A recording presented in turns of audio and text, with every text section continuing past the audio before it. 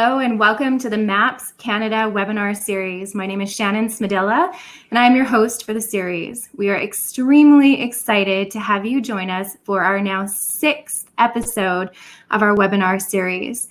Throughout the next few months, we have an amazing selection of speakers, luminaries, scientists, doctors, and visionaries lined up just for you. We've gathered some of the best in the field, 8 additional speakers to be exact, to share important information and their take on the psychedelic renaissance. We are in the middle of a psychedelic renaissance with research projects and decriminalization proposals popping up across North America, and with MDMA on the verge of approval as a treatment for PTSD, psychedelic therapy is on track to become the next major breakthrough in mental health care. MAPS Canada, the Multidisciplinary Association for Psychedelic Studies, is a registered, charitable, nonprofit Canadian organization and is an affiliate organization of the original MAPS based out of Santa Cruz, California, which was founded in 1986. MAPS Canada has supported studies to develop psychedelics into safe and legal medical treatments since its formation in 2008. Currently, MAPS Canada is funding 2 separate studies on MDMA and cognitive processing therapy as a treatment for PTSD. Additionally, plans to fund studies that identify psychedelic treatments for eating disorders and others that involve ibogaine are also in the works. To publish scientific research and education supporting the beneficial use of psychedelic medicines, MAPS Canada relies on public donations and fundraising initiatives. The funds raised from this webinar series will go to this research. For more information on MAPS Canada, please see the website at mapscanada.org. And for MAPS, please see maps.org. So some housekeeping items for today. We will start with a talk from our guest, founder and executive director of MAPS, Rick Doblin, who will be joining us. After that, we will start our question and answer session. So just a reminder, ask a question at the bottom of the screen. We will be prioritizing questions from Crowdcast today and those that have the most votes. So make sure and see that at the bottom of the screen. And we'd love to see who's joining us and where you're from. So far, we have people from Toronto, Winnipeg, Boston. We have California, San Bruno, Antigua. Where else? We have Milwaukee, Montreal, Vancouver, St. Andrews, Halifax, Ottawa. So it's so great to see everyone from all over the world joining us today. And without any further ado, I'd like to introduce to you someone who you already know very well, Rick Doblin. Rick Doblin, PhD, is the founder and executive director of MAPS. He received his doctorate in public policy from Harvard's Kennedy School of Government, where he wrote his dissertation on the regulation of the medical uses of psychedelics and marijuana, and his master's thesis on a survey of oncologists about smoked marijuana versus the oral THC pill and nausea control for cancer patients. His undergraduate thesis at New College of Florida was a 25-year follow-up to the classical Good Friday experiment, which evaluated the potential of psychedelic drugs to catalyze religious experiences. He also conducted a 34-year follow-up study to Timothy Leary's Concord prison experiment. Rick studied with Dr. Stanislav Grof and was among the first to be certified as a holotropic breathwork practitioner. His professional goal is to help develop legal context for the beneficial uses of psychedelics and marijuana, primarily as a prescription medicines, but also for personal growth and otherwise healthy people, and eventually to become legally licensed psychedelic therapist. He founded MAPS in 1986 and currently resides in Boston with his wife, dog, and empty son's rooms for 3 children. Empty rooms from 3 children, one of whom is in college and 2 have graduated. Today, Rick will discuss where MDMA-assisted psychotherapy for PTSD is in the phase 3 drug development process, the results of MAPS interim analysis of the first 2 phase 3 studies, negotiations with FDA about research inside a Veterans Administration facility, their new MDMA-assisted psychotherapy study for eating disorders, and how MDMA-assisted psychotherapy will be regulated post-approval, including credentials of therapists and other issues. He will end with MAPS Capstone Fund, which will be used to gain approval from the FDA, Health Canada, and Israeli Ministry of Health. So Please help me welcome Rick Doblin. Wow. Well, thank you so much, Shannon. That's been great. And I, of course, wish we could all be together in one spot for this conference, but look how many people were able to gather together, a lot easier from all over the world. And maybe one day we will be able to get together in person again. And I look forward to it. So, and I'm also especially looking forward to the question and answer period. So I'm going to give you a bit of a bunch of background into a bit of history and then where we're at now, and then how we go forward into the future. And it's very exciting times. Okay, so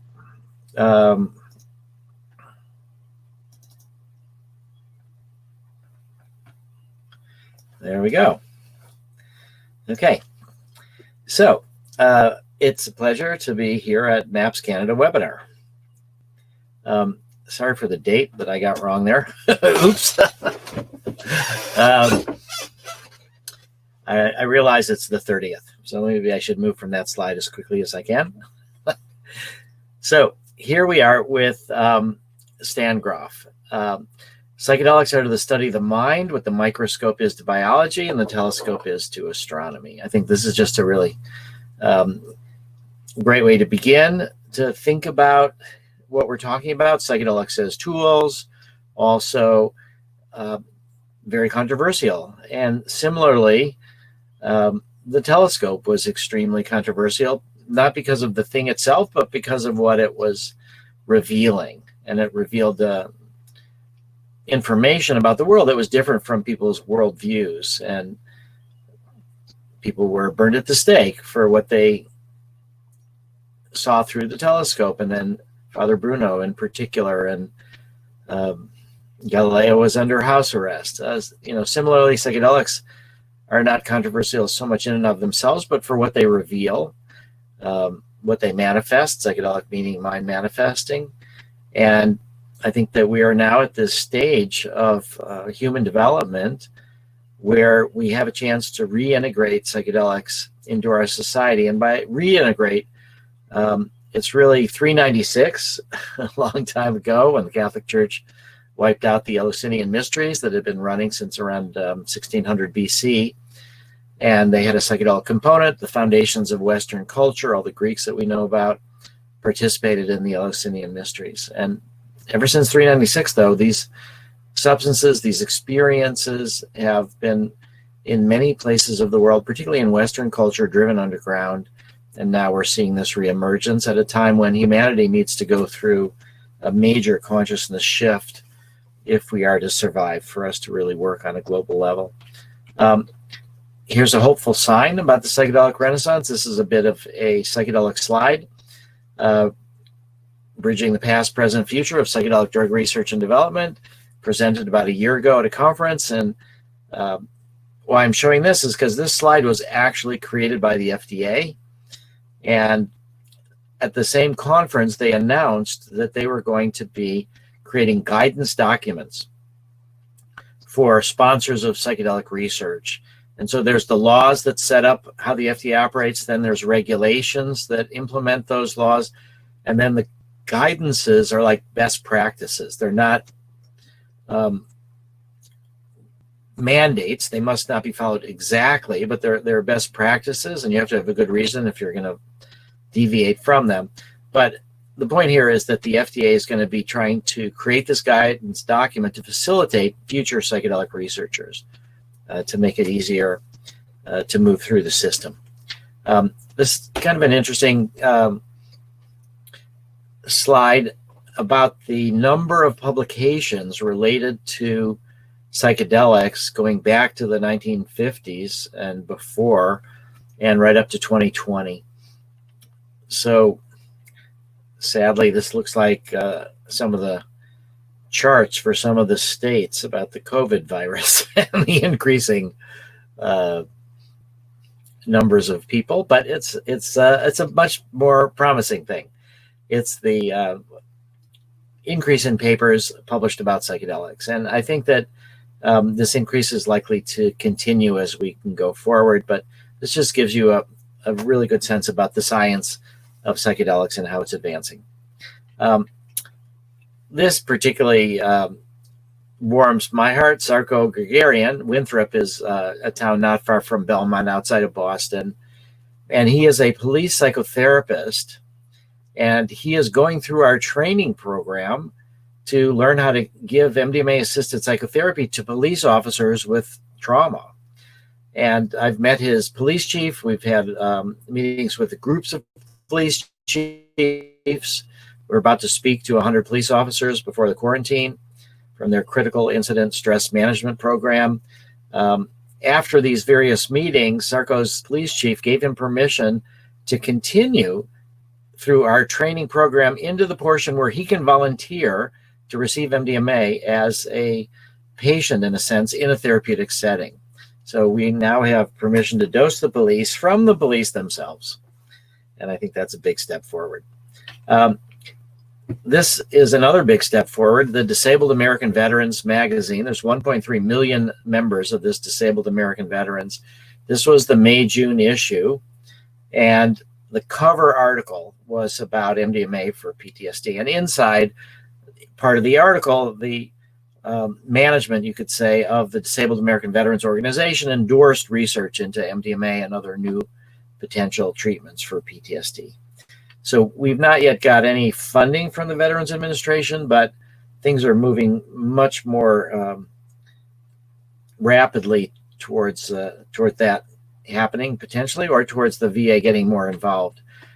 This is one of the reasons. This is now almost 2 years ago, September 2018, 1,039,794 veterans receiving disability for PTSD. Third most prevalent service-connected disability after tinnitus, ringing in the ears, and hearing loss. It's more than this now, but this is just an enormous number of veterans receiving disability, meaning that the treatments that were available for treating PTSD worked only in part or not at all for them. And they are disabled by PTSD to between 0 and 100%. I mean, none of them are 0%, but above that. And to give you a sense of what it costs, it's somewhere in the neighborhood of $15 to $20 billion a year that the VA pays out in disability payments just for PTSD, and somewhere around $29 billion for all mental disorders.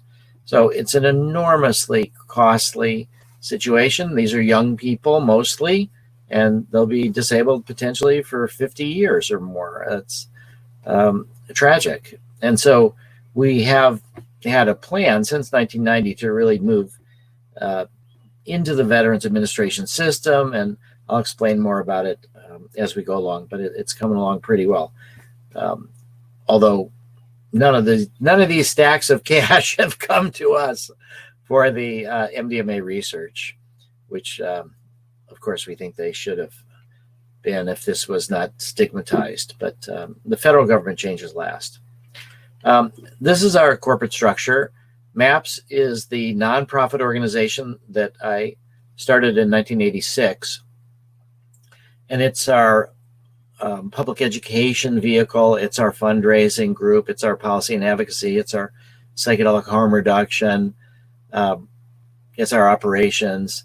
And in December 2014, we created the MAPS Public Benefit Corporation, which is a for-profit company. It is our pharmaceutical development arm, and it's the group that's going to be selling MDMA by prescription, assuming if we do get it approved.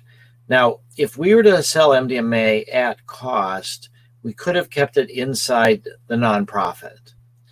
But I'm concerned about donor fatigue. I mean, we need so much money to do the drug development research, and there's so many uses of MDMA, so many uses of other psychedelics, cannabis, that it just seemed to me that it would be very difficult to continually go to donors and ask for more money to do more research. And so what I started deciding is that once I understood that there is the possibility of selling MDMA at a profit, once we make it into a medicine, even though it's not patentable, that we would be able to supplement charitable donations with earned income, you could say. And so we would also then try to model good pharmaceutical company behavior, which we don't see that much of, charge a modest profit on the MDMA, but then whatever profits come in are used more for the mission of MAPS. So the MAPS Public Benefit Corporation is 100% owned by the nonprofit. There's no private investors. And we've got almost 100 people now, and roughly 2/3 work in the Public Benefit Corp and 1/3 works at MAPS. Now, the reason that there is this opportunity to sell things by a profit, MDMA by a profit, is due to Ronald Reagan in 1984 signed this law that created incentives for developing drugs that were off patent. And those incentives are called data exclusivity. And since it's not patentable, invented in 1912 and in the public domain, and then we've hired lawyers in the early 90s to develop anti-patent strategies for use patents, so nobody can patent uses of MDMA, not even us. But what this law says is that if you make a drug into a medicine that's off patent, the FDA will automatically give you exclusive right of your data for 5 years. Meaning another competitor, let's say Merck wanted to get back into it, they could do their own research. They would have to develop their own data, but they could also make MDMA into a medicine for PTSD. But it'll take them 5 or 6 years. It'll cost them well over $100 million. And if they really wanted to compete with us in this way, probably they would just wait and become a generic manufacturer. There's other uses of MDMA. Other people could do that. But the data exclusivity, though, means that we will have a period of time. And the data exclusivity also created incentives for developing and studying drugs in minors.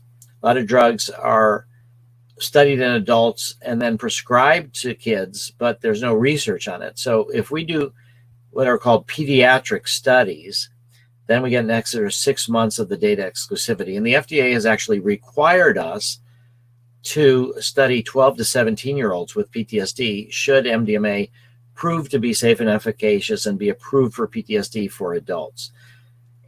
Plus, this data exclusivity blocks a generic competitor from applying until that 5.5 years is over, and it takes the FDA at least 6 months or so to review the application.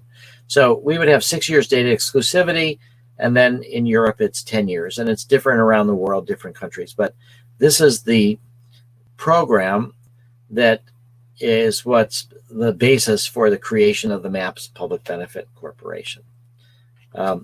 This is MAPS, just to give you a sense of, very quick sense of who we are and what we do.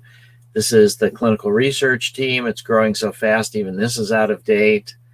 But it's just to give you a sense that we're a large group of people, and amazingly all supported by donations, no investments. Since its founding in '86, we've raised over $80 million. I think it's actually around 90 million now in donations. Astonishing amount of money. As you may know, there's all sorts of people trying to get into the for-profit business with psychedelics now. And that's only been possible over the last 2-3 years. Up till that point, there was so much stigma, nobody believed it would work. It absolutely had to be with charitable dollars. No investors would invest. And now, while there is opportunity for investments, we don't want that. We want to really continue through with charitable dollars, and then we will demonstrate how we act in the public benefit in a way that may be different than some for-profit companies are acting. Capstone is our now project to raise $30 million. At PSFC, MAPS and PSFC Capstone campaign. PSFC stands for Psychedelic Science Funders Collaborative. It's Joe Green, Graham Boyd.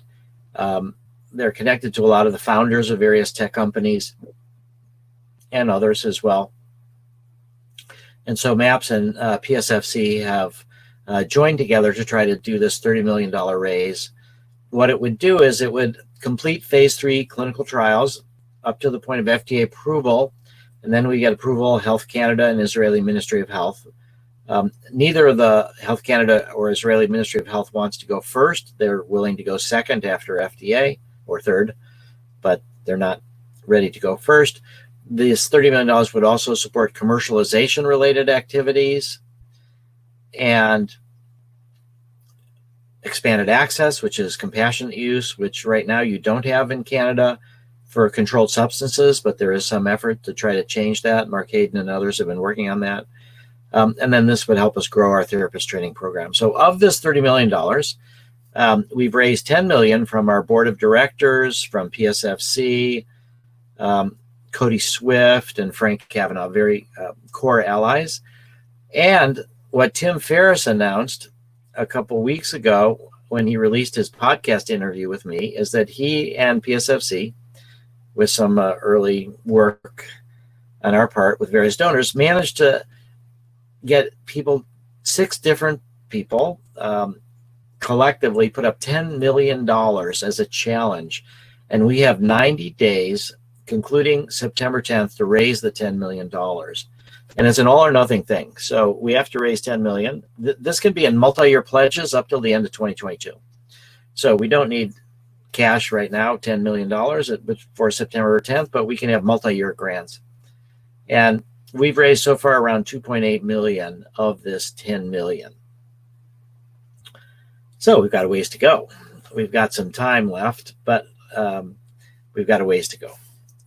But it's tremendously exciting. And should we succeed in raising this, then we are going to go on another $30 million campaign to raise money to globalize MDMA for PTSD, particularly in Europe and then in many countries around the world.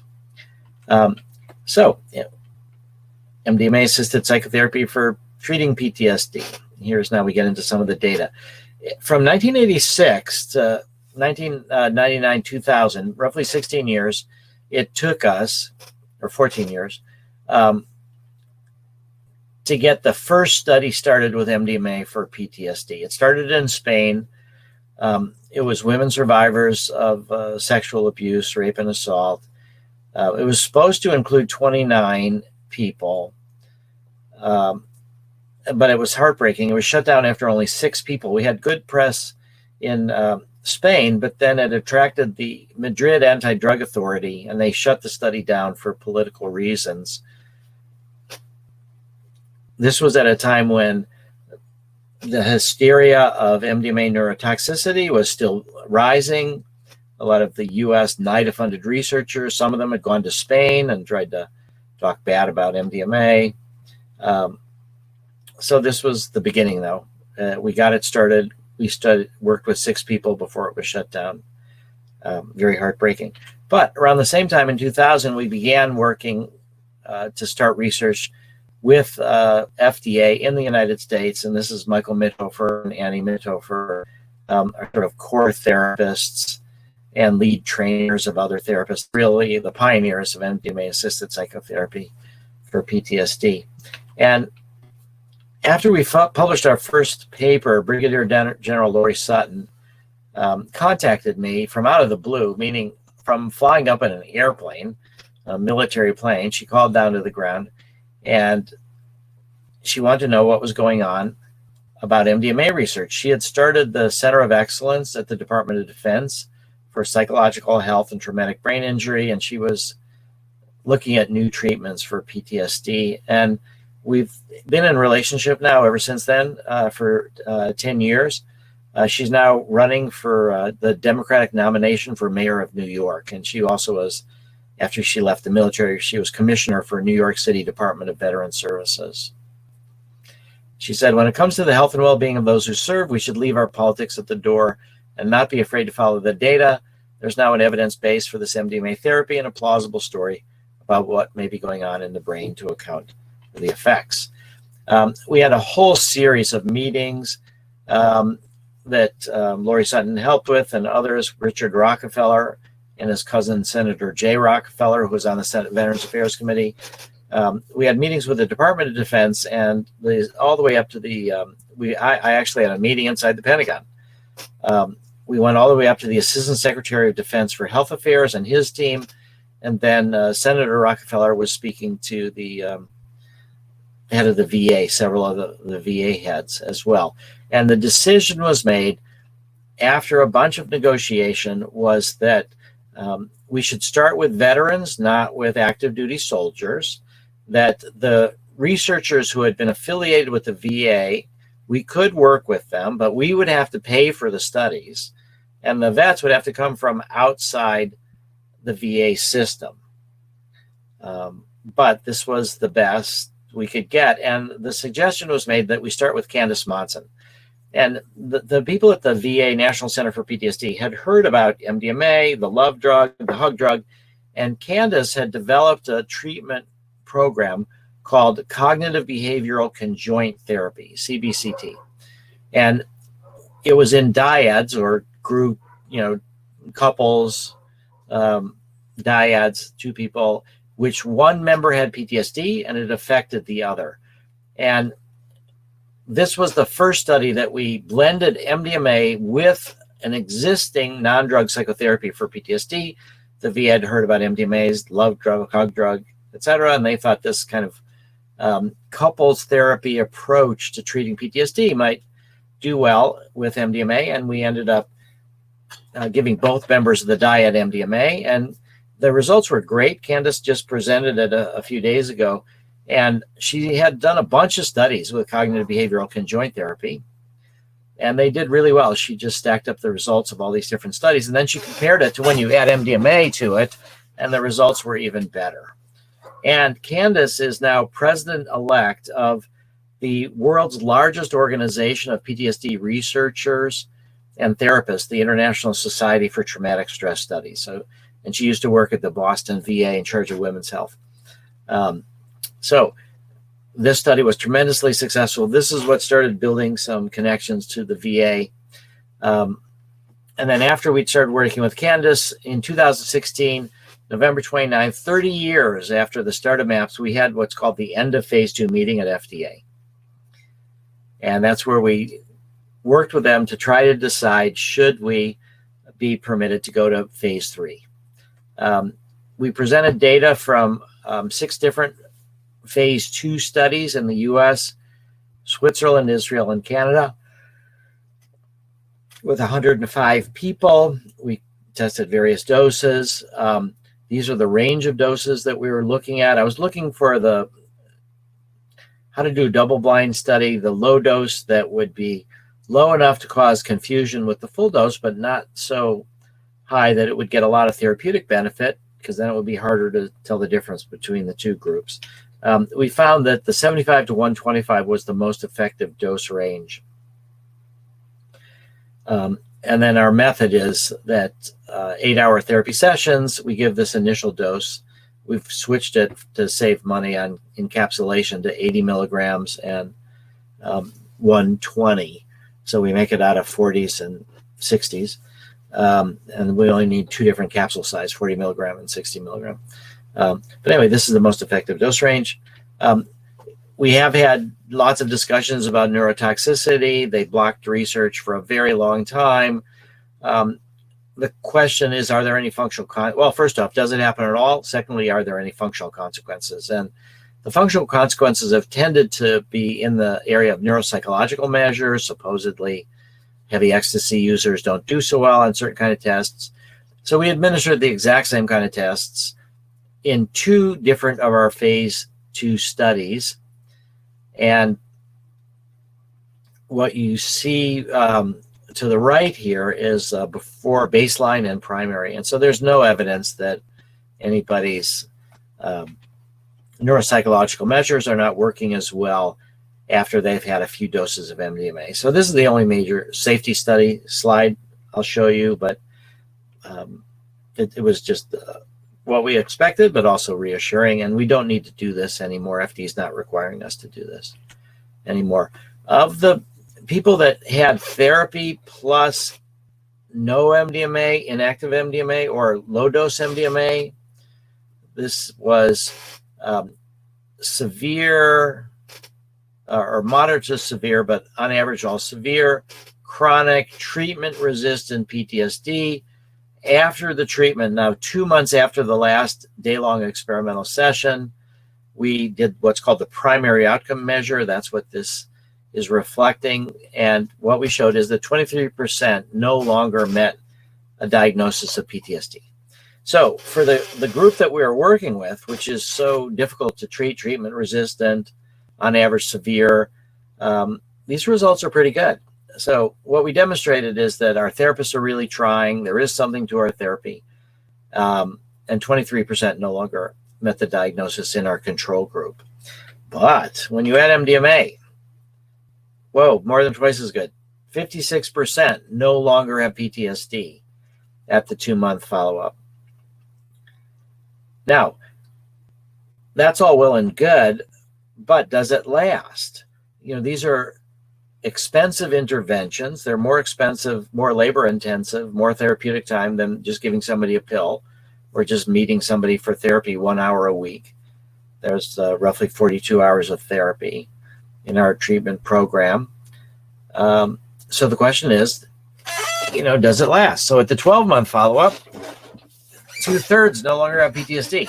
So not only does it last, but people have learned how to process trauma and continue to get better as they move forward. So that was just really, really exciting to see. And this will also be very helpful for insurance companies. And of the 1/3 that still has PTSD, almost all of them have had clinically significant reductions of PTSD symptoms. And if we could have given them a 4th MDMA session, maybe a big chunk of those other people would now be in the category of no longer having PTSD. We learned in phase 2 that the cause of PTSD is irrelevant. We can enroll people with PTSD from any cause. The SSRIs work better in women than in men, and they failed in combat-related PTSD. But our approach worked regardless of the cause of PTSD. We did find that I was correct, that low doses of MDMA in the range of 25 to 40 milligrams, they did enhance the blinding, but they had somewhat of an anti-therapeutic effect in that they activated people, they made them energized, but they didn't reduce the fear enough. So it was very uncomfortable for people.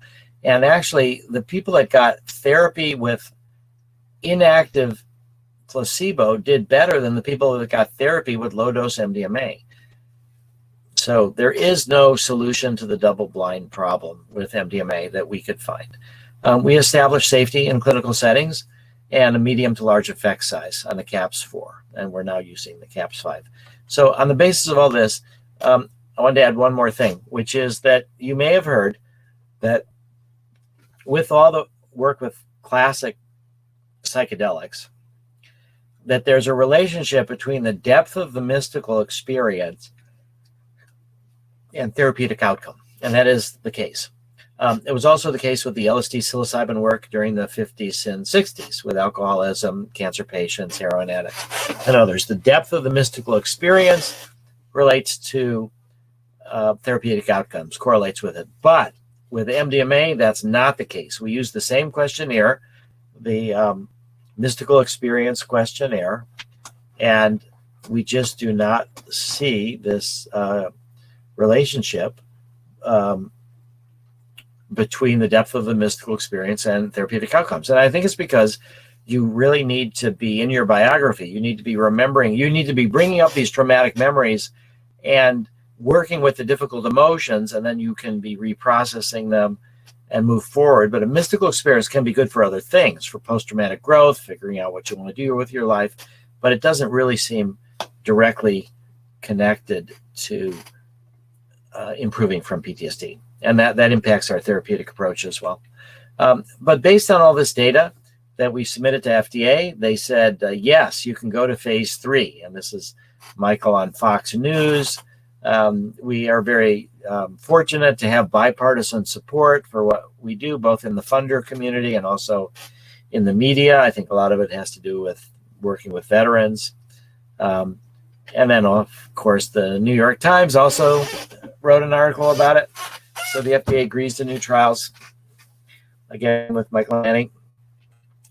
Then we engaged the FDA in an 8-month process to negotiate every aspect of the phase 3 design through this special protocol assessment process, and we came to an agreement in July 2017. And this is what we agreed on. This is the design for phase 3. So there are 3 MDMA or placebo sessions. Everybody gets screened and enrolled. Then you get randomized either to the top row, where you're going to get 3 MDMA sessions in a row, or you get randomized to the bottom, inactive placebo. Neither you nor the therapists know which group people in, so it's double blind. However, most times people can tell. And there's, in addition to these 3 8-hour MDMA or placebo sessions with a male-female, usually a male-female therapy team, there's 12 90-minute non-drug psychotherapy sessions, 3 before the first experimental session for preparation, and then 3 after each one for integration. And then this 2-month follow-up. That's the primary outcome measure for the FDA to see if we can show statistically significant differences between the 2 groups. So what I want to point out here, though, is that what we're going to be getting at the end, the information, is we are subtracting the effect of the therapy from the effect of the therapy plus the MDMA. So the effect size that we're going to get is a placebo subtracted effect size. So in practice, it's going to be MDMA plus therapy. But in order to do this research, we really have to subtract out the effect of the therapy and just show what the MDMA does. Fortunately for us, MDMA is a great drug, perfect for PTSD, and helps a lot. We agreed with FDA as part of the special protocol assessment process that we would do 2 100-person phase 3 studies.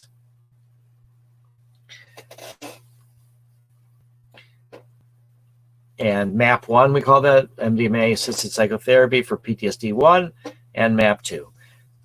We have to do 2 of these studies, and FDA said that we could show efficacy with fewer people than they wanted to see for safety.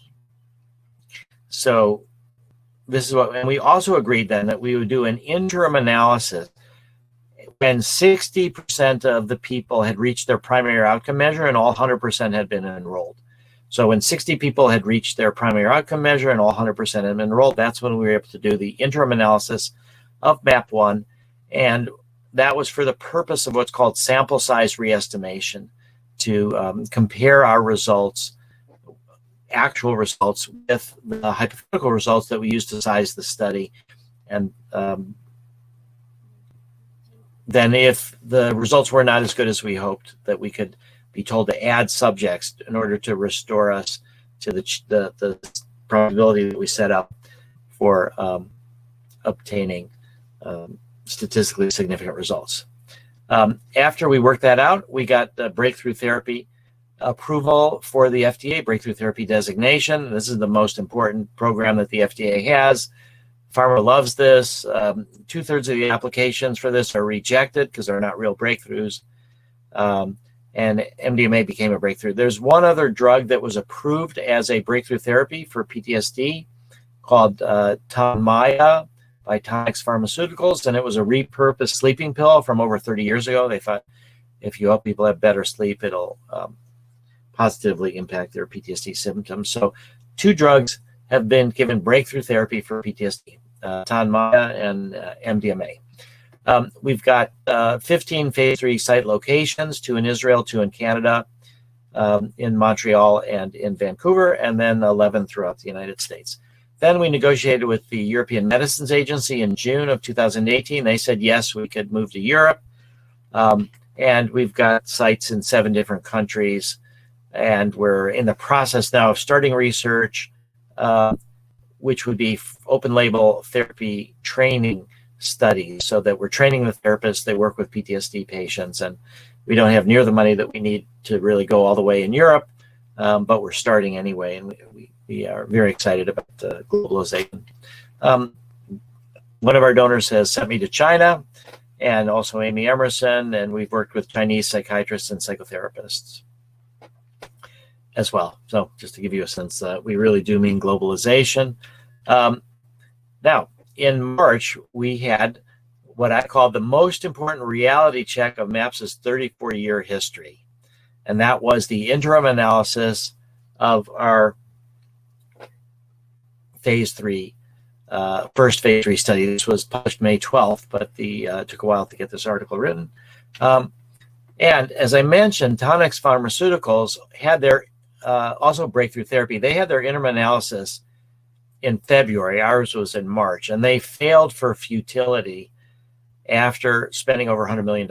And Seth Lederman, the president, said, we're disappointed for patients suffering from PTSD that the interim analysis did not detect a signal that would warrant continued enrollment in this phase 3 study. These results underscore the difficulty in treating PTSD. So this is just to show you could be designated a breakthrough therapy, you could be in phase 3, you can still fail. I've met Seth at his office in New York and felt sorry for him. Now, the interim analysis for MAPS was, hey, continue the study unchanged. It was the best possible news we could have got. We didn't need to add any subjects. We designed the study with a 90% or greater probability that we'll get statistically significant results with at least a medium effect size. And so what we learned from the interim analysis that we are on track for statistical significance, that we have 90% or greater probability of obtaining that once we were to complete the study with all 100 subjects. So this was the most important reality check in our history, and fortunately it didn't turn out how Tonmaya's did. Now, we are doing a whole series of other studies with Ann Wagner, who is a protege of Canis Monson. We're funding a study to combine MDMA with cognitive processing therapy, which is one of the other major therapies for PTSD. The goal of all these is we do think we've done really well with our treatment method, but maybe it's not the best. Maybe if it's combined with some of these other approaches, there'll be a way to optimize, maybe it less expensive. But also we're doing this mainly because we want to educate the VA, and by working with their leading researchers on their different approaches.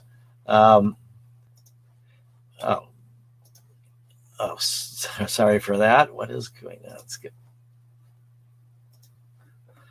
Okay. Oh man. Cancel. Sorry. Okay.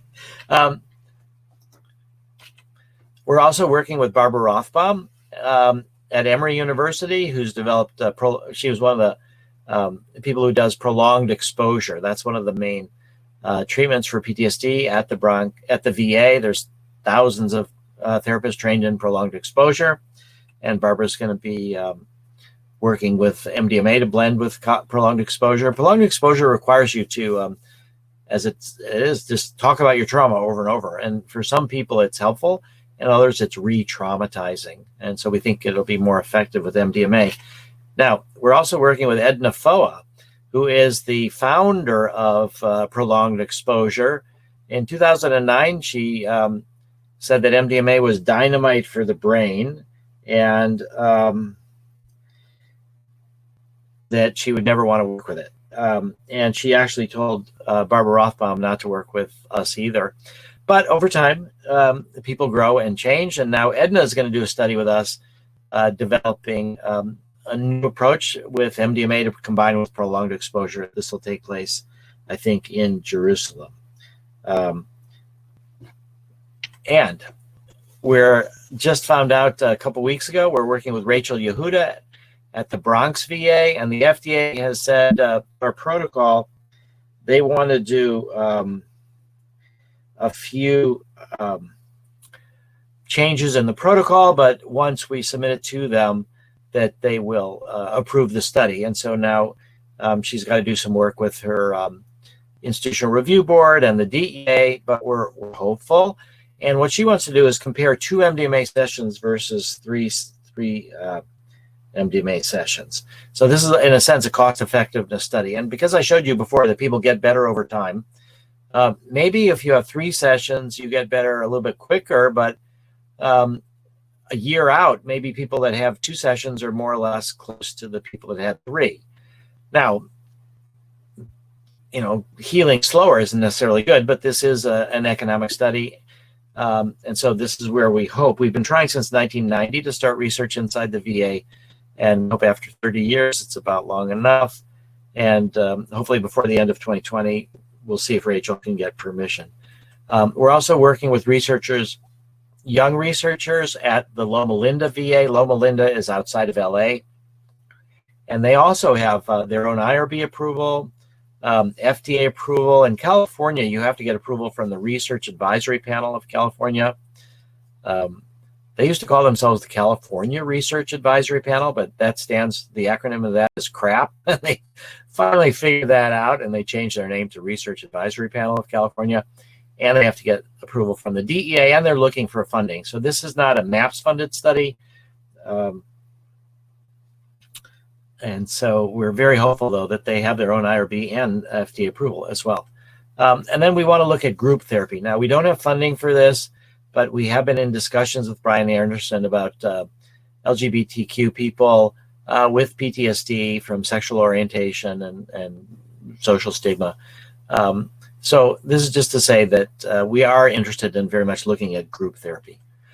We've also done studies with MDMA for adults with autism spectrum with social anxiety as a treatment for social anxiety. This worked great. We've done studies with Phil Wilson with MDMA-Assisted Psychotherapy for treatment of anxiety associated with life-threatening illnesses. This went well. Ben Sessa, in funding that he obtained himself, has just finished a study with 14 people who are alcoholics with MDMA, trying to work through the trauma so that they don't need to return to the alcohol. And he's got really good results at the 3-month follow-up. And he is going to be looking at 6 months and a year as well. We're about to start this eating disorder study. Sanjay Singhal is a donor in Toronto, and he's very interested in eating disorders. And so he's donated $1 million. And Adele France, expert in eating disorders, and she's going to be the principal investigator, and there'll be sites in Denver, Toronto, and Vancouver. So in a sense, what we're doing here is phase 2 pilot studies into many other uses of MDMA other than PTSD.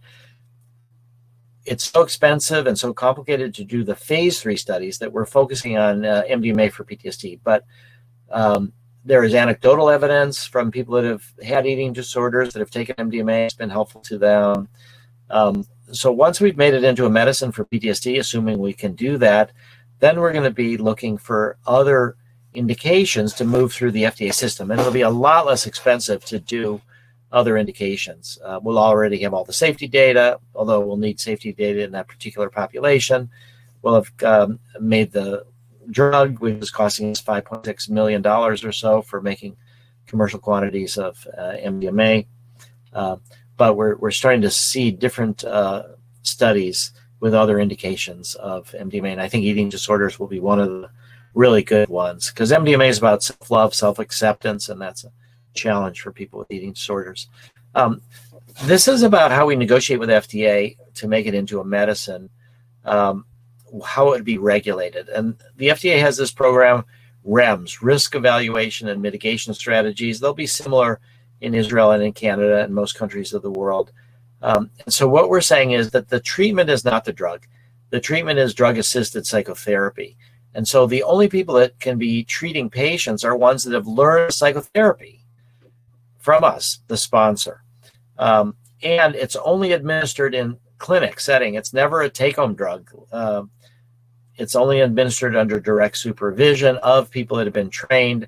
There'll be a centralized pharmacy, maybe several, that will ship the drugs to the prescribers. And we'll have a separate, shorter program for prescribers who don't want to also be therapists.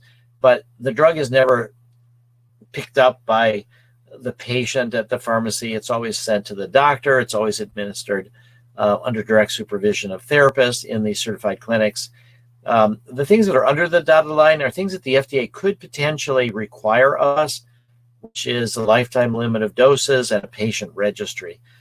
If somebody has PTSD and they get MDMA 10 or 12 times and they still have PTSD, it's not working. They need to try something else. It's just not working. So we would not be opposed to this lifetime limit of doses. It's cumbersome. It's expensive. You have to have patient registry. We're not arguing for it. We're arguing against it. But we're not sure how that's going to turn out. But this is the REMS. This is how we think that it will be marketed, in a sense that this is a psychedelic psychotherapy clinic. Everybody will be MAPS trained, but once we train them, then they can innovate. They can combine it with guided imagery, which is not part of our method, or combine it with this or that. And so we want to have a second level, which we call potentially MAPS certified. And that would mean that the people that are MAPS certified are using the method that they've trained, that we've trained them in. And that we will, there's a lot of individual variability for therapists, but more or less that people will know what they get. And I think this will be the case for Compass, for Usona, the psilocybin companies, that everybody that is going to be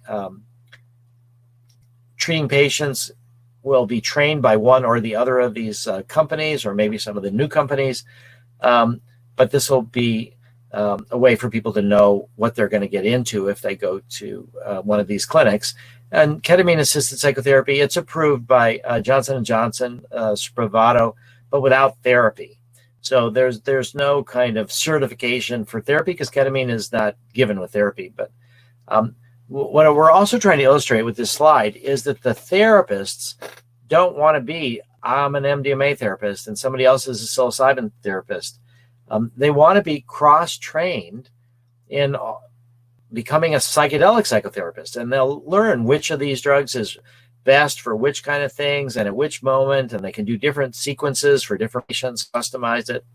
But this is where I think we're going to end up, and I think we're going to have thousands and thousands, 6,000 or more psychedelic clinics in the United States and Canada. It'll be a jobs program, as I said, by 2030, 6,000 plus clinics, 200,000 staff. Just as comparison, there's 358,000 staff members in hospice centers, and there's around 6,000 of those in the U.S. There's 334,000 massage therapists. There's 577,000 mental health professionals. So this is a jobs program. Some of this can be done virtually, but the actual psychedelic sessions will be done in person. Now, we are in a dispute with the FDA about several things, and this will be the last part of my talk. And then we'll have questions and answers. But the dispute, we believe that therapists who work with MDMA will be more effective if they've tried MDMA. But they can only do it legally in the context of a protocol, because it's a controlled substance. And so we have a protocol. It's FDA has given us permission for 120 people. And we want to expand it. And FDA is now questioning whether they're going to let us expand it. They have also started imposing on us, and also Usona and Compass, that they want the lead facilitator of the two-person team to be an MD or a PhD.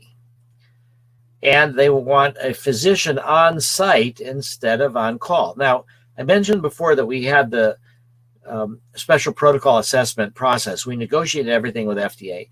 And what we've negotiated is that the physician does not need to be on the site, just on call. The lead facilitator does not need to be an MD or PhD, just a master's level therapist. And the second person doesn't even need to be licensed as a therapist, can be a student or so. So after we came to those agreements with FDA, then they started trying to negotiate with the Usona and Compass, who came along, and that's where they imposed these higher, they think more rigorous, but there's actually no logic to it.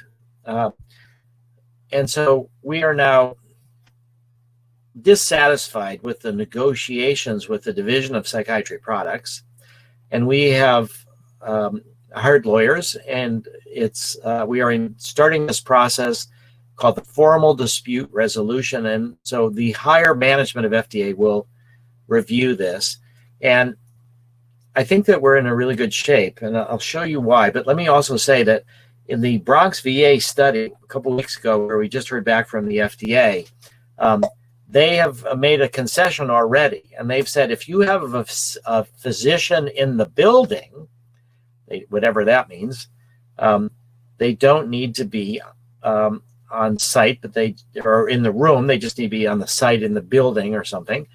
And that then, if you do have that, the lead facilitator can be a master's level person, and the second person doesn't need to be licensed, but needs to have a bachelor's and be in have some sort of mental health training. We don't believe that there needs to be a physician in the building. We don't want this to be too expensive to patients. There's no real safety reason. It just isn't necessary. And so this is, as I said, what they agreed to with the Bronx VA study. This is their current thinking. But in order to try to persuade them that it's very important that we get permission for a protocol to give MDMA to therapists, we did a survey of 79 of the 82 at the time people. MT1 is the name of the protocol for people that therapists to volunteer to receive MDMA. And we gave them a survey from 0, not at all, to 6, greatly. How beneficial was your MDMA-assisted psychotherapy session for your training? So this is professionally for your training. And they, of the 0 to 6, the average was 5.82. And we got a lot of comments. So basically people are saying this is very valuable to them professionally. How beneficial was it to you personally? And again, 5.61, not quite 5.82, but still the same kind of story, personally beneficial. Do you think it increased your qualifications? 5.84 to provide it. Yes. Did you get any harms? Most said no. One said, minimal. 4 people said minimal, and one person said 3, and I'll show you the comments.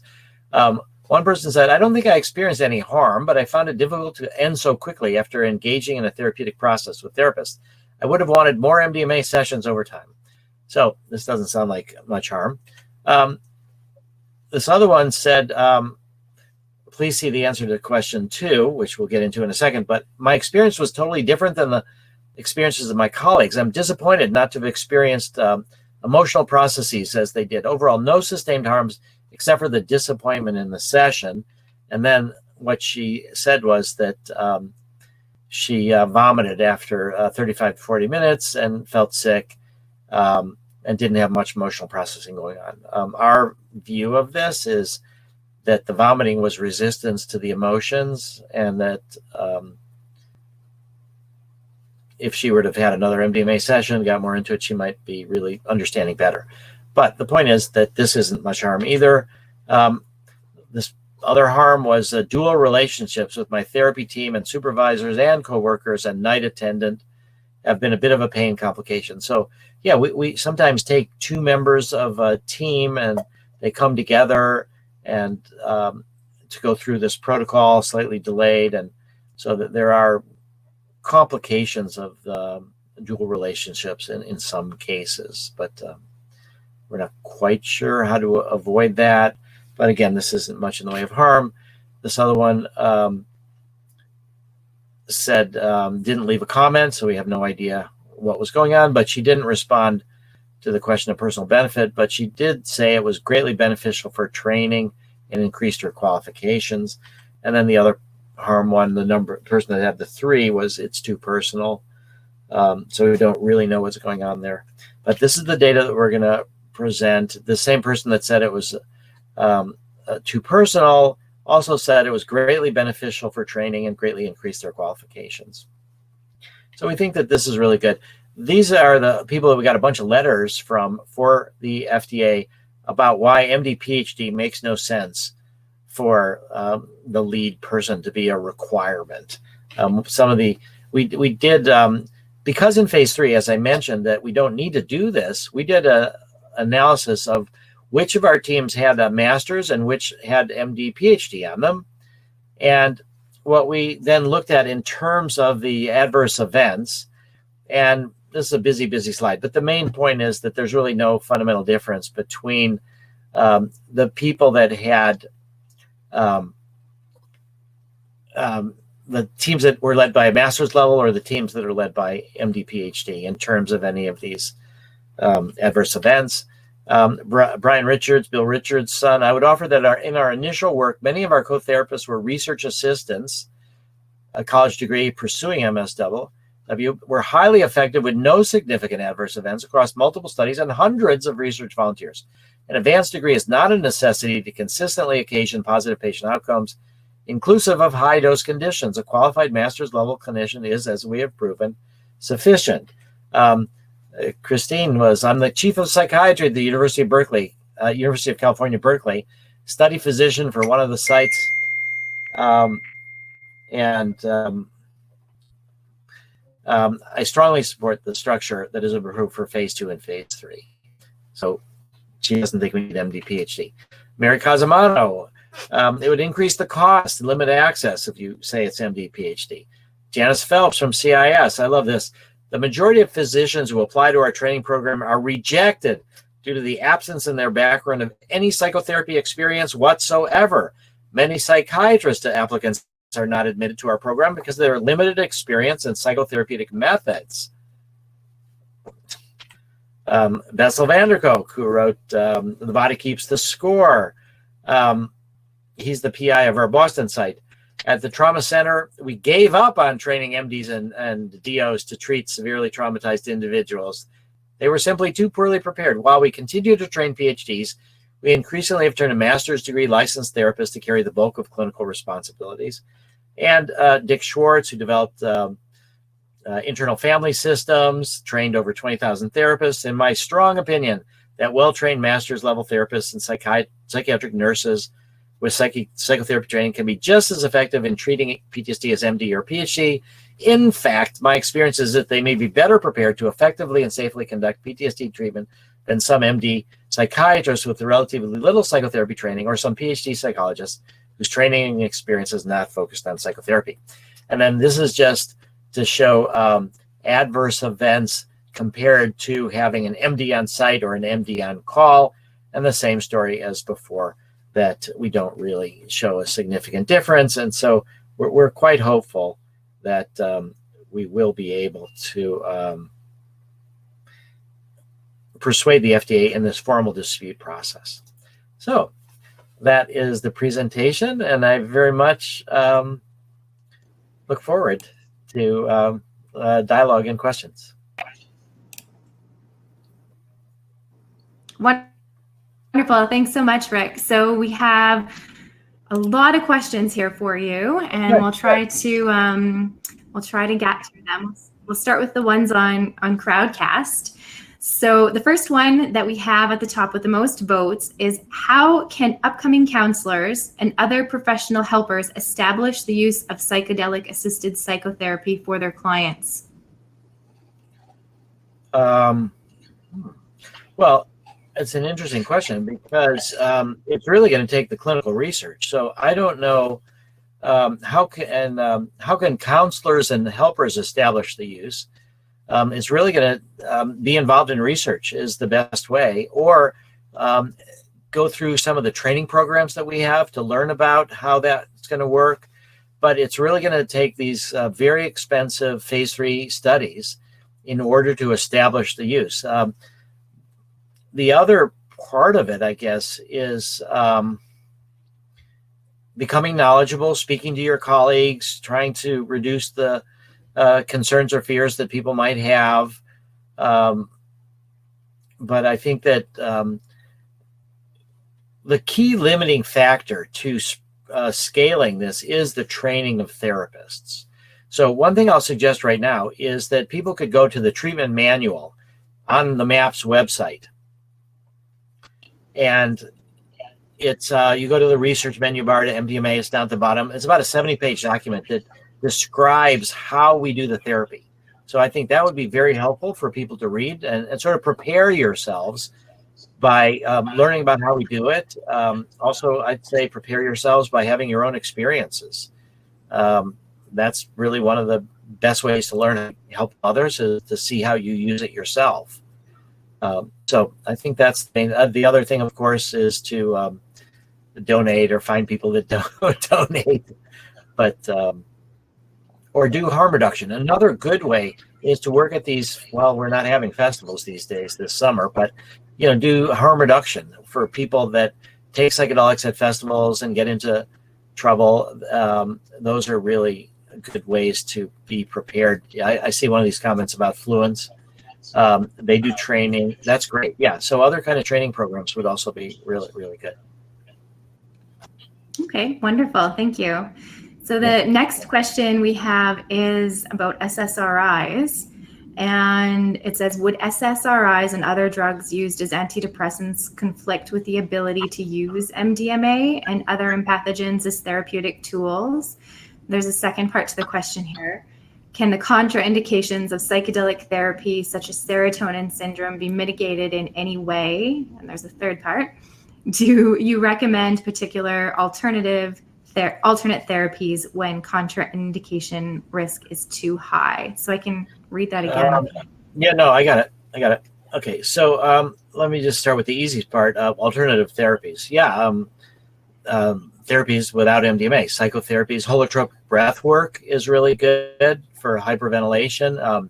There's holotropic breath workers. They're trained with the same, what Stan Grof would call the cartography of the human unconscious. They're used to non-ordinary states of consciousness. So I think if people are looking for a non-drug approach, holotropic breathwork would be good. You could do virtual reality. You could do transcranial magnetic stimulation, various things. But the real question is the contraindication risk too high? So let me get to the first question. Yes, SSRIs and other drugs used as antidepressants, they do conflict with the ability to use MDMA as therapeutic tools. So first off, they mute the effects of MDMA. And secondly, they mute people's ability to feel and experience their own emotions. They kind of cut off the lows, but they also sort of cut off the highs. And so we require people to taper off of all their psychiatric medicines before they get into therapy. And during that period of time, there is emotions are coming to the surface. So we have to monitor that really well. But it's very important that people taper off these psychiatric drugs so that they end up being in an emotionally open state so that they can really, with the MDMA, very much experience the kind of pain and anxieties that happened when they were traumatized, but they couldn't really focus on that because they had to focus on survival. Now, this whole question about serotonin syndrome. This will be one of the perhaps most controversial things I'll say today, which is that under certain circumstances, there have been people that have wanted MDMA therapy, and for whatever reasons, they didn't want to stop using their SSRIs, and they decided to go ahead anyway. And what I've heard stories is that if you double the dose of MDMA, even when people are on SSRIs, it can be a therapeutically productive experience. So the reason that really doesn't happen, and the reason that people don't talk about it much, is this concern about serotonin syndrome. However, I would say that from what I've heard, and from the lack of kind of nobody's ever researched this, but at least in some cases, it doesn't seem that serotonin syndrome was not catalyzed. So I think serotonin syndrome is basically overheating. So how do you mitigate that? You watch temperature, you drink fluids, you don't drink water, you drink fluids with electrolytes in it. You don't do it in an overly hot room. You know, people, when they dance all night at raves and they don't drink enough fluid, people have overheated and died from MDMA, and you would say that's serotonin syndrome. But we don't see that in therapy settings context. So one day we want to do more research in this, but after phase 3, I think one of the most important things is going to be studying the combination of MDMA and SSRIs.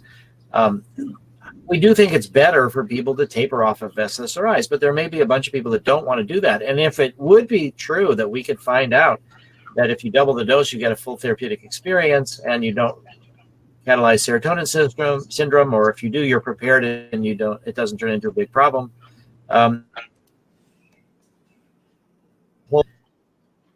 To experiment, because reluctant to get off their SSRIs. Their PTSD is so painful. They do have some benefit.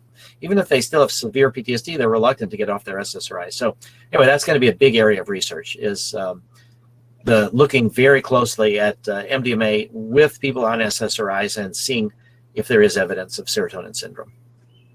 Wonderful. Thank you so much. And it would be great to see that research furthered there. So yeah, I think it'll be important. Sorry, go ahead, Rick. No, I was just saying, yeah, I think it's really important. But of course, it'll come later. Yeah, absolutely. I lost your video there.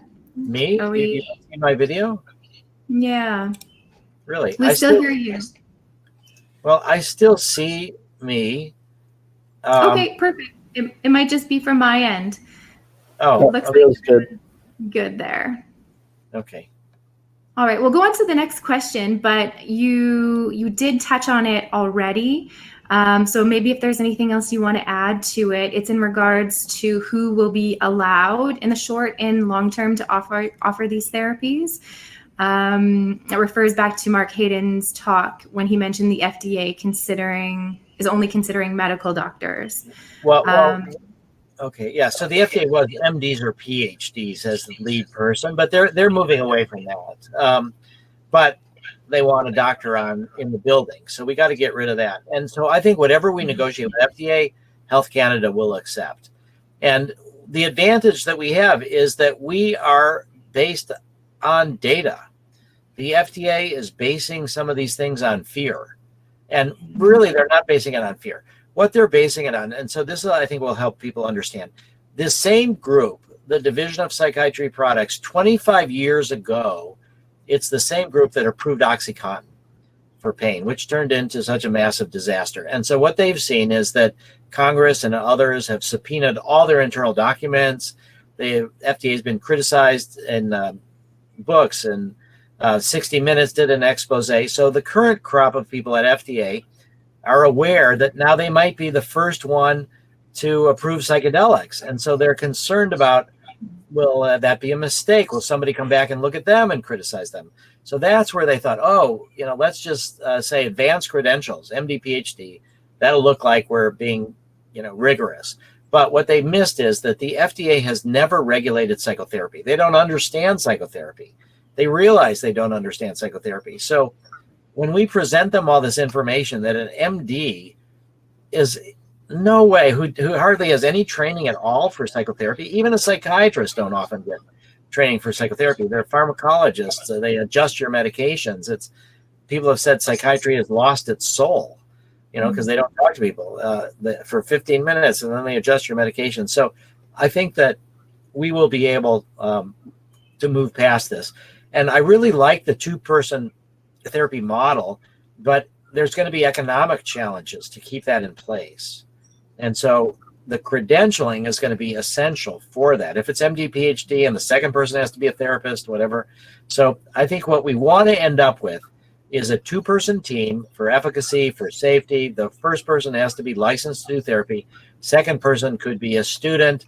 It could be a massage therapist or a music therapist or who knows what, acupuncture. I mean, I don't know if it would be acupuncturist, but there could be all different kind of approaches.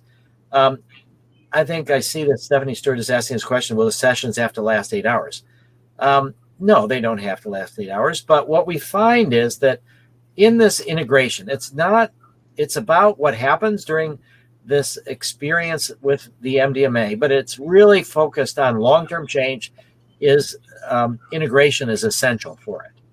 Mm-hmm. Preparation and integration are essential. And so what we often find is that in the last hours of the MDMA session, hours 6, 7, and 8, sometimes as the drug is wearing off, people are able to put things together in their mind. So people make enormous progress in some of those ending hours. So we do like the idea of an 8-hour session. I mean, could you do it with less? Yes. So here's another one that would be sort of interest. This is what's the least amount of therapy that could be done. And so Ben Kelmendi and Lene Ponte at Yale, and they're part of the National Center for PTSD, their neuroscience center at Yale, and the West Haven VA. They're about to do a study that has never been done before. They're going to take PTSD patients, give them MDMA, and then put them in an fMRI scanner. So we have scanned patients before and after they go through MDMA therapy and have early preliminary evidence about reduction of activity in the amygdala and stuff when therapy is successful. There have been healthy volunteers who've taken MDMA and gone in the scanner. And that's how we know that activity is reduced in the amygdala, that activity is increased in the prefrontal cortex, activity is increased between hippocampus and amygdala to help long-term memory storage. But there's never been a PTSD patient under MDMA in the scanner. And there's some questions, is it ethical? I mean, you've got somebody PTSD and you're putting them in a scanner, you're locking them in place, they can't move for an hour, their head is in a clamp. I've been in these scanners. It's loud, noisy, and awkward and uncomfortable. But Michael Midhofer and I worked with Ben, and we did feel that there is a way to do such a thing ethically, but it's only if there is an option for people to talk to somebody about what's going on with them, and that they only are in the scanner for an hour. But the MDMA is going to be administered without the supplemental dose. So back to Stephanie's question, this will be more like a 4 to 6 hour session because they won't get the supplemental dose and they'll get 100 milligrams, not 120. But there will be people who we have trained in therapy with them the entire time that they're under the influence of MDMA. There'll be one preparation experience time. There'll be this an hour in the scanner. The rest of the time they'll be with therapists talking about what's going on, and then there'll be one integration session. So in a sense, this is trying to figure out what does the drug do by itself in a therapeutic context with minimal therapy. And so this will also be interesting, but it's mainly a study for looking at, when you read people a trauma script and a neutral script, when they're a PTSD patient under MDMA, how do their brains react? Which brain areas light up and stuff. So that will be coming up. Wonderful. Thank you so much. So the next question we have here is, given the efficacy and life-changing impact of MDMA on PTSD and other conditions, how can we ensure equitable access to these medicines for everyone who needs them? Well, it's going to be insurance coverage. I mean, we have to really make this cost-benefit analysis and persuade insurance companies. Now, it's different in America because a lot of people don't even have insurance. It'll be easier in places where everybody is insured by national health care. But I think the other part of it is what we found is that a lot of patients of color don't seem to want to go to therapists unless they're therapists of color. So we need to really do a lot of training of therapists of color, and we are doing that. And we've had 55 therapists of color went forward, and we're trying to work with that. So I think that's going to be a big part as well. The other part of this is that, and I think it has to do with drug policy reform, is that people shouldn't have to get it from their doctors or their therapists. They should be able to try to self-medicate, or that have friends work with them, or maybe they're not PTSD patients. Maybe they've been traumatized. They should be able to try MDMA on their own earlier on in the process. So the basic idea is that equitable access should be in association with drug policy reform, where it's a fundamental human right to change your consciousness. These drugs should be legal. We call it licensed legalization. Mark Hayden's talked about something like that as well. People have a license to do these drugs.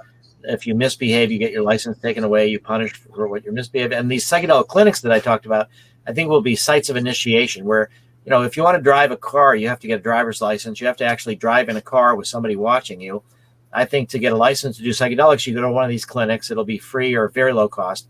You have an experience under supervision. You know what you're getting into. Then you got your license to go do it or do a whole class of psychedelics. And so I think equitable access is going to depend a lot on how we move forward with drug policy reform as well. And here we are, talking about making money selling MDMA, but because we're nonprofit and we're interested in social benefit, we're trying to actively help create ways for people to get MDMA without having to get it from us. And so I think that's a big factor. I do want to just answer this one question I just noticed that was, let's see. This was just Robert Bartlett was concerned about the Cavalier approach to stopping SSRIs. I'm not quite sure if I understand what he's saying, but when people stop SSRIs, they're under very much a supportive context as they taper off. And so it's done under medical supervision, under therapeutic supervision. And so I just wanted to comment that if that's what he was saying, we are monitoring people when they are tapering off. We're not taking it, we're taking it seriously. And that's in some ways a really dangerous part, where people are releasing their drugs that have helped them to some extent, and the emotions are getting stronger. Absolutely. I'm just going to jump down to a question here as you were speaking about personal use. And it's from Jordan here. MAPS often talks about the benefits of medically supervised psychedelic use. Do you feel that there are any psychedelic compounds that would have benefits to use in a personal or casual setting? If so, what makes these compounds appropriate to use casually over other psychedelics? Well, back when MDMA was first, when it was still legal and it was being used, this is now in the early 80s, there was a pamphlet that Ann and Sasha Shulgin wrote that went along with the drug for people to read. And the end of it saying there is no casual use of MDMA. And so I think casually is dangerous. So what I mean by that is that when you take these drugs, let's say for fun, in a personal or casual setting, not a therapeutic setting, what's dangerous is if people only want the good parts, the happy moments, and when things are difficult, if trauma comes up and you're thinking, oh, this is just going to be fun, and now this is turning into a bad trip, and then you suppress those feelings, you're going to potentially end up worse off. It's not automatically you take MDMA and you're better. It's how you process the feelings. You need support. You need safety. So I think this idea of casually doing it, you have to be prepared for the trauma. You have to be, or even just difficult. Everybody has difficult issues that we're struggling with. Life is difficult. So I think that's one comment. But I think that there are enormous benefits from people taking these drugs outside of therapeutic settings for personal growth, for couples therapy, for rites of passage, for figuring out what you want to do with your life, for just celebrating, in a celebratory context.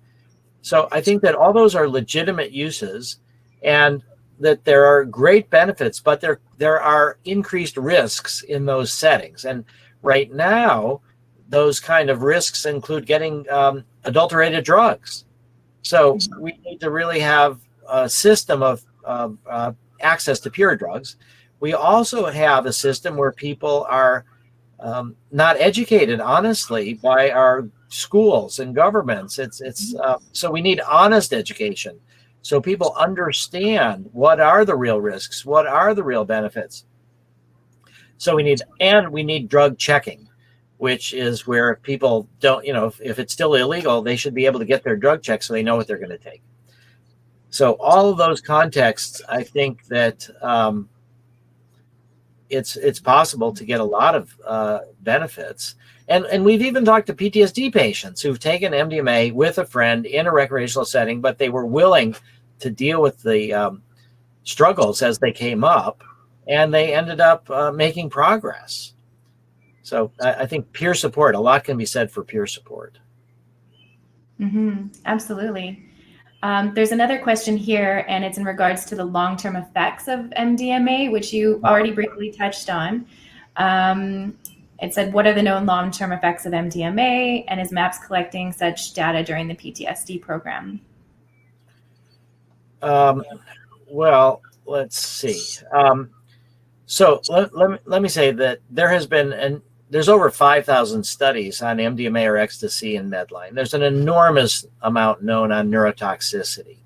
And with George Riccardi, who was the NIDA-funded person who started this whole concern about neurotoxicity, we found 2.5 milligrams per kilogram in primates taken every 2 weeks, 8 times, was called the no effect level for nerve terminal degeneration. So there also is a fundamental difference between evidence of change and evidence of harm. So where I showed the neurocognitive data from the people that got a few doses of MDMA and no changes in neurocognitive consequences. So whether or not they had changes in their serotonin systems, if it doesn't show up in functional consequences, that's a question. What does it really matter? This research on monkeys that showed anecdotal evidence of long-term effects on memory and neurons up to 7 years later, the doses that are used are way above what we use in therapy. There's questions about the interspecies scaling models that were used. They were used to exaggerate the effects of MDMA in humans. And so the few times that people get MDMA in therapy is really below this level that anybody would say it's going to cause neurotoxicity. Now, again, what we know is that MDMA doesn't cause cell death, even in massive amounts. It's nerve terminal, so certain nerve terminals are degenerated, you could say, withdrawn, but the cell bodies don't die, and they grow back to some extent. So I think we don't want to be trapped in the saying MDMA has no risks. That would be stupid and wrong. So every drug has risks. It's got to be a risk benefit. And so what we're able to demonstrate to the satisfaction of the FDA and regulatory agencies around the world, that the risks in our context seem minimal and the benefits seem substantial. That is our challenge, to go through phase 3 and really demonstrate evidence for safety and efficacy. But safety doesn't mean no risks. It just means acceptable risks in comparison with the benefits and in comparison with the treatment, with the condition untreated. What are the risks of having people continue with PTSD? That's very risky as well. So, and maybe I'll just say the monkey studies that were done that showed that MDMA caused harm to dopamine, and that was potentially causing Parkinson's, done by George Riccardi and Una McCann. That was one of the biggest scandals in science, and it ended up that they gave methamphetamine instead of MDMA to those particular monkeys. So if anybody thinks that they, or have heard that MDMA causes harm in monkeys to dopamine, that's not the case. Now, what is MAPS collecting during the PTSD program? So we did collect neurocognitive data on 2 different groups in phase 2. We presented to FDA. We don't have to do that anymore in phase 3. We're not trying to measure serotonin levels either, but we are extensively collecting adverse events, reports of harm. So we are doing that. And what we're doing now, as much for cost effectiveness, but also for looking for long-term harms, is we're doing a long-term follow-up study to all the people that were in phase 3. Phase 2, or if not all, most of them. And some of them treated over 15 years ago. So we're going to try to get very, very long-term data. And the other risk that people may be concerned about is, are we turning people into MDMA addicts, ecstasy addicts? And we don't see that happening at all, hardly. A couple of people have reported taking ecstasy or MDMA after the therapy was over. Several people said they'd never do that again because it wasn't the same safe setting. They were looking for more of that processing, and they didn't get it because the setting was different. And so I think what we'll find, the other part is people have been doing MDMA since the late 70s, middle to late 70s. So we have over 45 years of evidence about long-term effects. Also in the 60s, people did MDA. I saw a question about too, methylene doxyamphetamine. It's more neurotoxic. It's more effect on temperature, stuff like that. But a lot of people did that during the 60s. And so where are all the MDA casualties? We don't see those.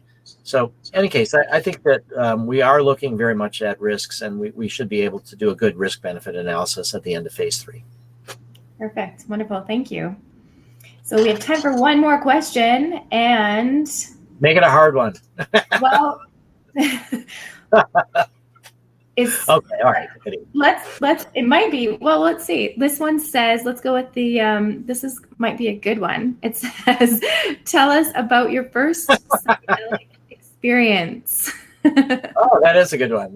That's not a hard one either. It was when I was 17 years old at college, my first semester of college. It was LSD. I had previously believed that if you took LSD 6 or 7 times, you were certifiably insane. I believed that LSD caused chromosome damage. So I didn't do it in high school because I was a victim of propaganda and I didn't know enough to separate it out. But when I went to college, I had grown. I'd read One Flew Over the Cuckoo's Nest by Ken Kesey, and I loved the book. And a friend of mine said that the author wrote some of it while they were under the influence of LSD. And I was like, that's impossible. And LSD is terrible. And once it was true, I found out it was true. That changed things. So this was an experience that I took at college. And it was difficult. It wasn't like, take this drug and now you've got this beautiful mystical experiences. For me, I was very up in my head, not very much connected to my emotions. Letting go was difficult. Back in those days, a dose of LSD was about 250 micrograms. So it was, 2 or 3 times higher than a normal dose now, sometimes 4 times higher. You were going for existential experience and periods of time where you couldn't even talk. And so it was very challenging. So I had intimations of a sense of spirituality, of sense of connection, but it was hard for me to let go. But it was just the hints of something profound and deep, and the feelings, the intensity of the feelings. It was very eye-opening, and it made me want to do it more. But my first series of psychedelic experiences were very, very difficult. Because I wasn't able to process emotions. I was young, I had anxieties, and it was kind of it wasn't in a therapeutic setting, but it was periods of time lying down, just going inward, most of the time with a friend. But it was enough to help me realize that there was really something major here that I needed to keep exploring. Mm-hmm. Yeah, it was a big step. And I'm just going to squeeze in one more here. What is the greatest motivating factor leading to the foundation of MAPS? Well, the greatest motivating factor is that humanity as a species is insane, crazy. I mean, we're destroying the world. Yeah. And we have the potential to learn from that and not do that. But it was this, the motivating factor for me is the power of the irrational, in the sense that the Holocaust, that people can, racism, that people can dehumanize others. It doesn't make rational sense, but their tribalism, so that it was, Einstein said, our technology has exceeded our humanity. And so I think that's really true, that we need more evolution. Our mind has evolved faster than our other parts of our brain, or our cognitive ability has evolved faster than our emotional and spiritual maturity. And we need to bring them in balance. And so the thing that really motivated me to start MAPS was the sense that, we'd failed in the lawsuit with DEA to keep MDMA available legally as a therapeutic tool. The judge said, yes, it should stay a medicine, but the head of the DEA rejected the recommendation and criminalized it. And I knew the only way through is going to be through science, through medicine, through the FDA. And so, but the motivating factor was, how do we help us as individuals and as a species get more into balance and really think globally and think more collectively and think more spiritually and more empathically. And I think that that's the promise of psychedelics. And I think that's why a lot of us are in the field are really working on it. So it's not to make MDMA into a medicine. That's a step towards a larger goal. The larger goal is mass mental health, and that's where I talk about drug policy reform. And I think we've got, the end of my TED Talk was that humanity is in a race between catastrophe and consciousness, and we need to evolve. And so hopefully, thank you all of you for listening here, for being part of the MAPS Canada webinar, because we are really focused on trying to help consciousness evolve fast enough so we avoid catastrophe. Absolutely. And thank you, Rick. So many people are showing up here because of your leadership. And I know that's why I'm here 3 years later. I remember that lunch we had in Vancouver with Mark, and there was a few other of the gang there, Trevor, and just listening to your vision and listening to you talk. There's so many people that are showing up to really help do this work that you're so passionate about. So thank you so much. Have lots of love coming in here for you on the Crowdcast as well. So we'll close it off. Did you have any final comments or words you wanted to say beyond that? Well, I guess I just should always end with a fundraising note. Absolutely. So if you just go to the MAPS website, the Capstone Challenge, and I want to say that these numbers are huge, but we have people that are donating $20 or $15, so everybody can contribute. We've got almost 2,000 donors already. We've raised about almost 3 million of the 10 million that we need. If we get to the 10, we'll get another 10 as part of the challenge grant. We've already raised the first 10, as I said. So I think that that's the help we need, and we have been offered money from investors that we've said no to. So I think that's something for people to consider, that we really want to keep doing it in a different way, maximize public benefit, and we could use help. And I think even for the larger donors, when they see that thousands of people have donated, then it gives them more confidence. Then okay, they'll put in $1 million or whatever, because so that's where I think people that donate, even if it's small amounts, it really tells a story of what people care about, and that influences everybody.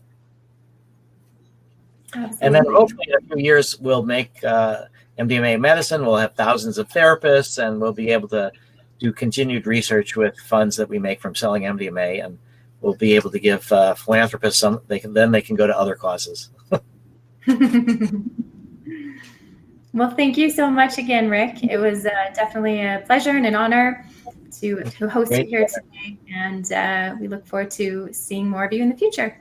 Yeah, thank you. It's a pleasure for me too. Great to see what you guys are doing. Thanks, Rick. So to close off the webinar, I would just like to take this time to thank everyone who's helped out in the series and the webinar today. So thank you so much for our guest founder of MAPS, Rick Doblin, and thank you to all of our amazing sponsors. Make sure and check them all out on our website.